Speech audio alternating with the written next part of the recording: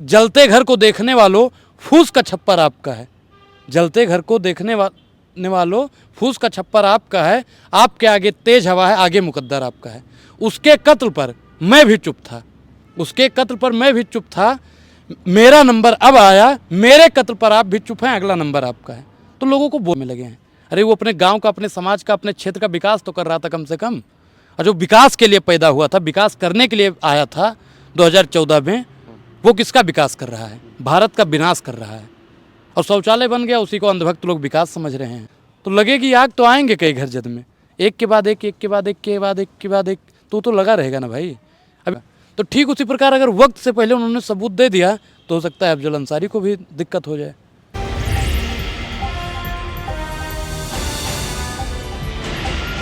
नमस्कार दोस्तों, मेरा नाम है प्रमोद गुप्ता और आप देख रहे हैं जी भारत न्यूज़। आज मेरे साथ खास बातचीत करने के लिए अनुराग ओझा जी हैं और ये सोशल एक्टिविस्ट हैं, लगातार अपनी बातों को लोगों तक पहुंचाते रहते हैं। बहुत बहुत स्वागत है भैया। धन्यवाद।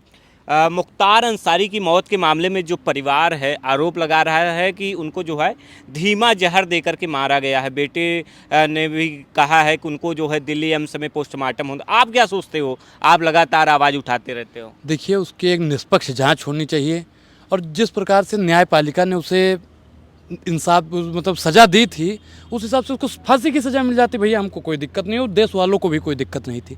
लेकिन जिस प्रकार से उसका घर वाला आरोप लगा रहा है कि धीमा धीमा जहर दिया जा रहा है, उन्होंने नोटिस भी लिखा था, तो भैया उनके लिए तो एक ही बात है कि जलते घर को देखने वालों, फूस का छप्पर आपका है।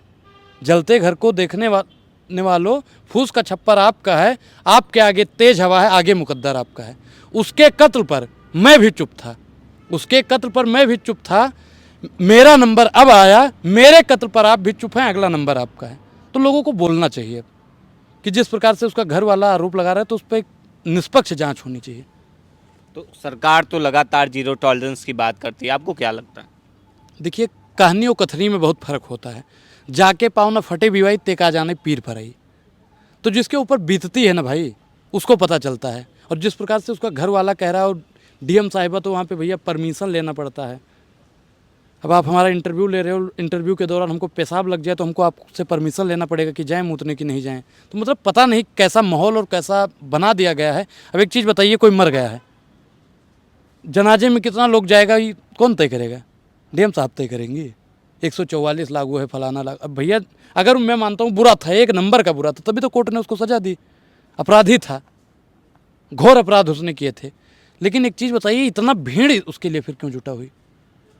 भीड़ इकट्ठा होने का मतलब साफ था कि कहीं ना कहीं तो भाई वो सही रहा होगा।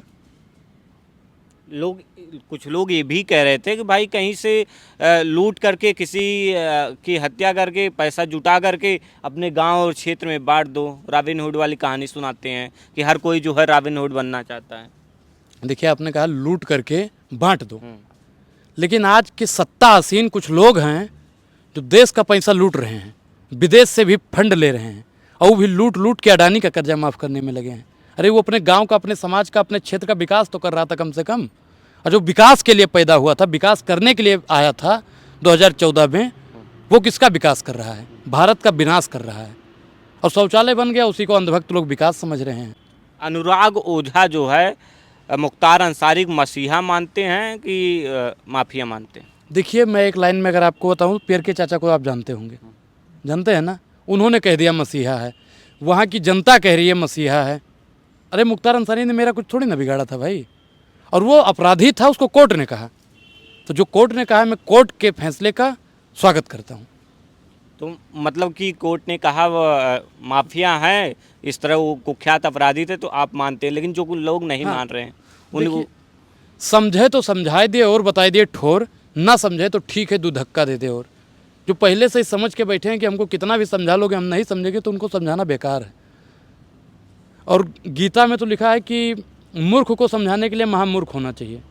तो भैया हम मूर्ख नहीं है कि हम मूर्खों को समझाएं, हम समझदार हैं और समझदार लोग हमारी भाषा को समझ भी रहे हैं।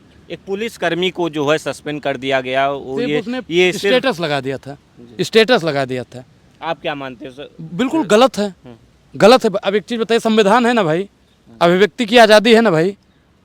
अब बताइए कि संविधान को कहीं ना कहीं तोड़ा मरोड़ा जा रहा है। संविधान के बताए हुए रास्तों पर अगर लोग चल रहे हैं तो उनके ऊपर FIR कराया जा रहा है, उनको लगातार सस्पेंड किया जा रहा है। DM साहिबा से आदेश लेकर 10 लोग जाएंगे जनाने में कि 20 लोग कब्र पर पहुंचेंगे, तो ऐसे ऐसे निर्णय लिए जा रहे हैं। मुख्तार अंसारी के जो भाई हैं अफजाल अंसारी, वो कहते हैं कि वक्त आने पर सबूत देंगे कोर्ट को। क्या लगता है कि अभी वक्त नहीं उनका, अभी कोर्ट को सबूत नहीं देना चाहिए? देखिए, समय हर समय को बदल देता है, बस समय को थोड़ा समय चाहिए। जब समय आएगा तभी दिखाएंगे। अब एक चीज़ बताइए, सूर्यास्त कितने बजे होता है? 5-6 आसपास। और अभी 3 बज रहे हैं। 3 बजे सूर्यास्त हो जाए तो सबको तकलीफ होगा कि नहीं होगा? होगा या नहीं होगा? बोलिए भाई। जरूर होगा। जरूर होगा। तो ठीक उसी प्रकार अगर वक्त से पहले उन्होंने सबूत दे दिया तो हो सकता है अफजल अंसारी को भी दिक्कत हो जाए। कल भी सब पर भारी था, वो आज भी सब पर भारी है। बच्चा बच्चा बोल रहा है मुख्तार अंसारी है। मुख्तार अंसारी को जो है लोग मसीहा मानते हैं, तो आप भी मान रहे हो, कहीं दिल में है क्या? देखिए, कहीं ना कहीं वो ठीक था, क्योंकि वो दलित पिछड़ा आदिवासी की बात किया करता था। गाजीपुर में उन्होंने बहुत काम किया है।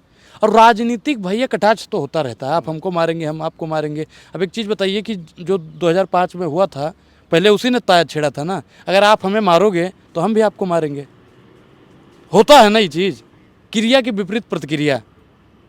लेकिन आप भी लोकतंत्र की बात करेंगे, संविधान की बात करेंगे, लेकिन ये इस तरीके से कहाँ देखते हैं? नहीं, मैं लोकतंत्र की ही बात कर रहा हूँ। आप बताइए, न्यायपालिका ने जो काम कर दिया था, उसको सज़ा मिल गई थी, तो उसका घर वाला जो आरोप लगा रहा है कि धीमा धीमा जहर दिया जा रहा है, तो क्यों दिया गया? आप बताइए कि अतीक अहमद वाले मुद्दे पर अगर बात कर लिया जाए तो उसको सज़ा मिली थी ना। अब वो जा रहा था, उसको वहाँ पे पत्रकारों ने कर दिया। आप बताइए, कोई टोटी में लटक के मर जाता है। आपने हिंदी मूवी तो देखी होगी, ये सब हिंदी मूवी में हुआ करता था, रियलिटी में हमने कभी नहीं देखा है। लेकिन धन्य है हम कि हमारा जन्म उत्तर प्रदेश में हुआ और हम ये सारी घटनाएं देख रहे हैं। तकलीफ होता है क्या? बिल्कुल तकलीफ होता है, किसी भी तबके का लोग हो, चाहे वो हिंदू हो या मुस्लिम हो, सिख हो या ईसाई हो, किसी के साथ में अगर गलत होगा तो अनुराग ओझा को तकलीफ होगा और पूरे देश को तकलीफ होगा साहब।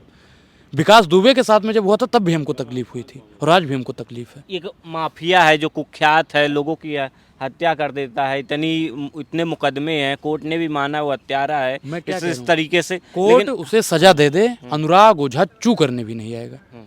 उसे फांसी के फंदे पर लटका दे, अनुराग ओझा से कोई मतलब, क्योंकि मुझे अपने न्यायपालिका पर विश्वास है।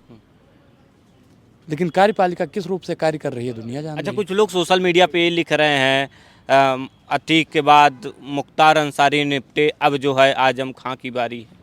इसको किस तरीके मैंने अभी से? क्या बताया कि जलते घर को देखने वालों, फूस का छप्पर आपका है, आपके पीछे तेज हवा है, आगे मुकद्दर आपका है। उसके कत्ल पर मैं भी चुप था, अब अगला नंबर मेरा नंबर आया और मेरे कत्ल पर आप भी चुप हैं, अगला नंबर आपका है। तो लगेगी आग तो आएंगे कई घर जद में, एक के बाद एक, एक के बाद एक के बाद एक के बाद एक, तो लगा रहेगा ना भाई। अभी जनता को समझना चाहिए कि जो इस प्रकार की मानसिकता रखने वाले सरकार में बैठे उनको निकाल कर फेंकना चाहिए। अच्छा, लोकसभा इलेक्शन जो है उसका बिगुल जो है वो बच चुका है। आप क्या मानते हो कि मोदी सरकार लगातार कह रही है 400 प्लस सीट आएगी, 400 पार देखिए, आएगी। देश के इतिहास में सबसे भ्रष्ट और सबसे करप्ट प्रधानमंत्री अगर कोई हुआ है तो यही हुआ है, जो चंदे और धंधे की राजनीति करता है, अपने मित्र को बढ़ाने का काम करता है, देश के विकास का नहीं, देश के विनाश को लेकर 24 घंटा सोचता है।